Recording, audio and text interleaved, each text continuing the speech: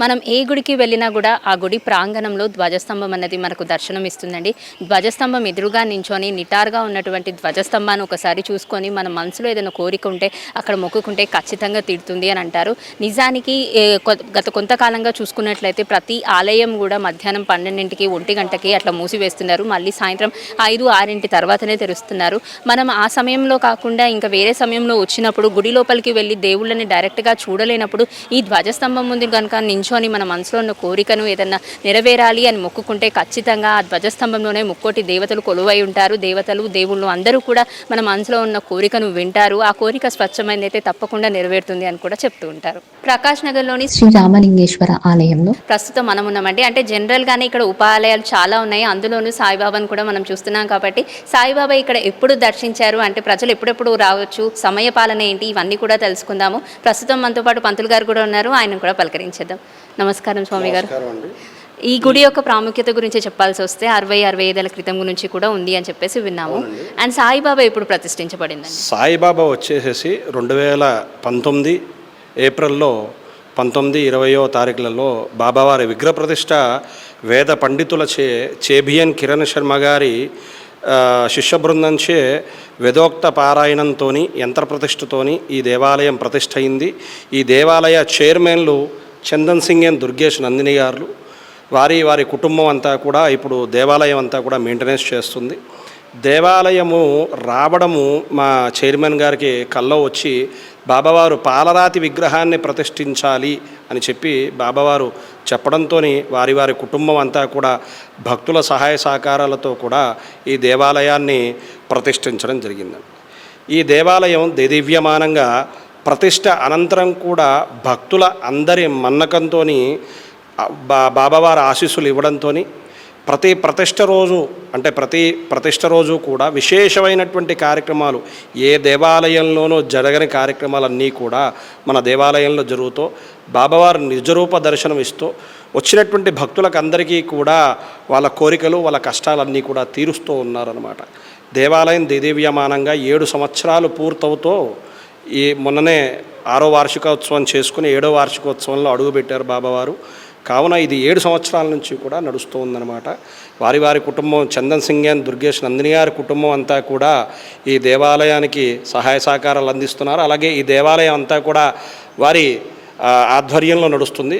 వారి కుటుంబం, వాళ్ళ పిల్లలు అందరూ కూడా దేవాలయానికి అన్నదానం కార్యక్రమాలు కానివ్వండి, లేదంటే ఈ దేవాలయం వాళ్ళ ముందర ఉండి వాళ్ళ కుటుంబం అంతా కూడా ముందరుండి నడిపిస్తున్నారు.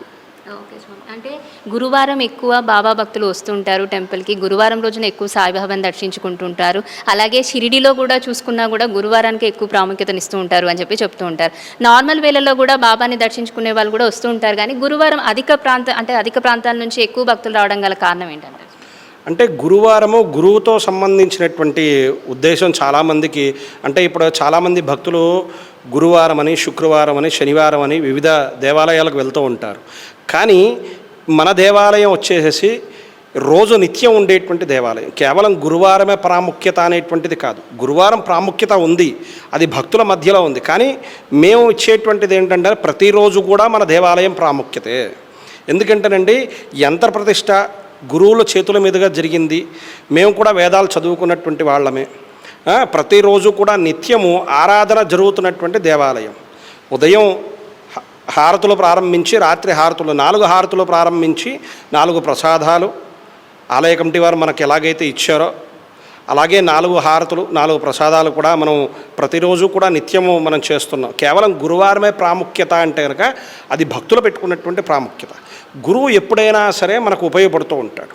అది బాబావారు కానివ్వండి, రాఘవేంద్ర స్వామి కానివ్వండి, ఎప్పుడైనా సరే బాబావారిని దర్శించుకోవచ్చు. కేవలం గురువారమే దర్శించుకోవాలి, కేవలం గురువారమే బాబా దేవాలయంలోకి వెళ్ళాలి అనేటువంటిది అది భక్తులు పెట్టుకున్నటువంటి నియమం అన్నమాట.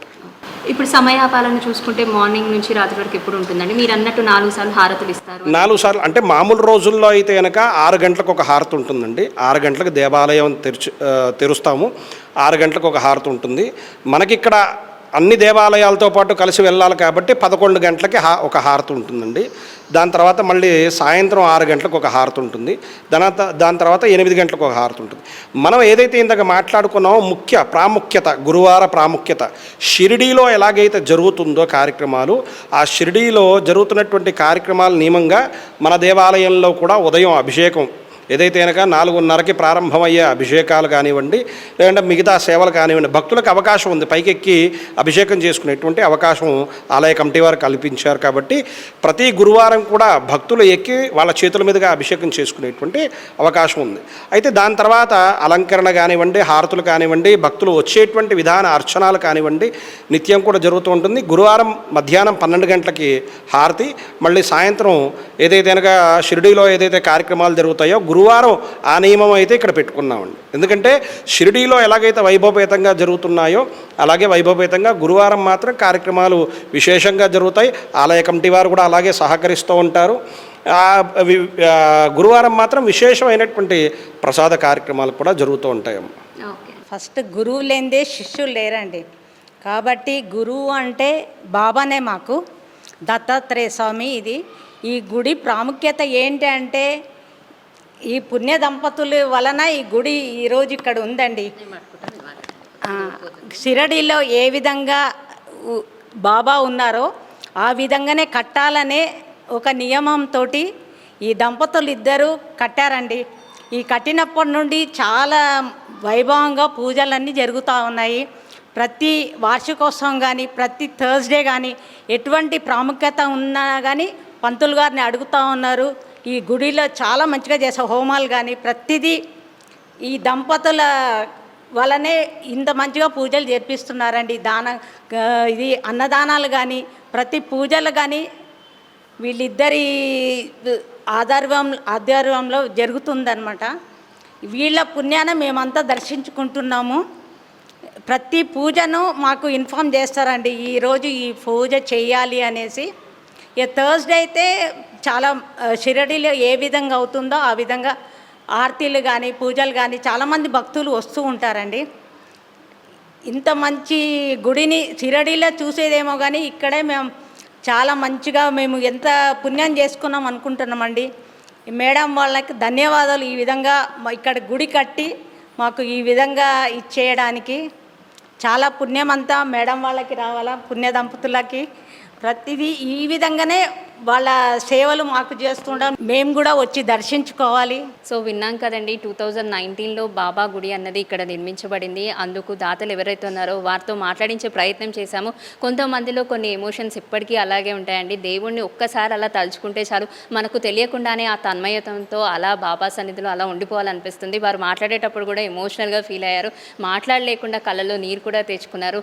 దేవుణ్ణి తలుచుకుంటే చాలు, అలా మాలో ఒక దేవుడే వచ్చేసాడు అన్న ఒక ఇదితో మేము అలా నిష్టగా ఉంటాము. దేవుడి గురించి వర్ణించాలంటే కూడా మాకు మాటలు రావు అని చెప్పి ఎమోషనల్గా ఫీల్ అయినందున చేతన మనకు కన్నప్ప సరోజ గారు ఈ బాబా గురించి చెప్పడం జరిగింది. అలాగే పంతుల మాటల్లో కూడా విన్నాం. కాబట్టి 7 సంవత్సరాలు పూర్తి చేసుకుంది. అలాగే దాతలు ఎవరైతే ఉన్నారో వాళ్ళు కూడా 7 సంవత్సరాల క్రితం వాళ్ళ కరలోకి వచ్చి బాబా నాకు గుడిని నిర్మించండి అని చెప్పడం వలన ఆ రోజు నుంచి ఈ రోజు వరకు కూడా నిత్యం కార్యక్రమాలు జరుగుతూనే ఉన్నాయి. అన్నదానాలు యథావిధిగా జరుగుతూనే ఉన్నాయి. ప్రతి నెలలో వచ్చేటువంటి లాస్ట్ గురువారం ఏదైతే ఉందో అప్పుడు అన్నదానం కూడా చేస్తూ ఉంటారు. అలాగే బాబాని కేవలం మల్లెపూల ద్వారానే అలంకరణ కూడా చేస్తూ ఉంటారు అని చెప్పి చెప్తున్నారు. సో ఎవరైతే ఈ చుట్టుపక్కల ప్రకాష్ నగర్లో శ్రీ రామలింగేశ్వర స్వామి ఆలయం చూడని వారు ఉంటారో వారు తప్పకుండా ఈ గుడికి విచ్చేసి ప్రతి గురువారం కూడా ఇక్కడికి రండి. గురువారం రోజున కనుక మనం చూసుకుంటే ప్రత్యేకంగా మధ్యాహ్నం 12 గంటలకు ఎలా అయితే షిరిడీలో హారతిస్తారో అలాగే ఇక్కడ కూడా చేస్తూ ఉంటారు. షిరిడీలో బాబాను చూసినంత పుణ్యం ఇక్కడ ఈ బాబాను చూస్తే వస్తుంది అని చెప్పేసి మనం ఇక్కడ భక్తుల మాటల్లో అలాగే పండితుల మాటల్లో కూడా విన్నాం కదా. ఆ బాబా గారి ఆశీస్సులు మనందరిపైన ఉండాలని కోరుకుంటూ ఈరోజు ఈ కార్యక్రమం మీకు నచ్చిందని అనుకుంటూ మరో భక్తి కార్యక్రమంలో మళ్ళీ మీ ముందుంటాను. చూస్తూనే ఉండండి పొలిటికోస్ జీవన్ పత్. This is Keerthana signing off with video journalist Mohan. Please subscribe to the channel and download the Politicos app from the links in the description.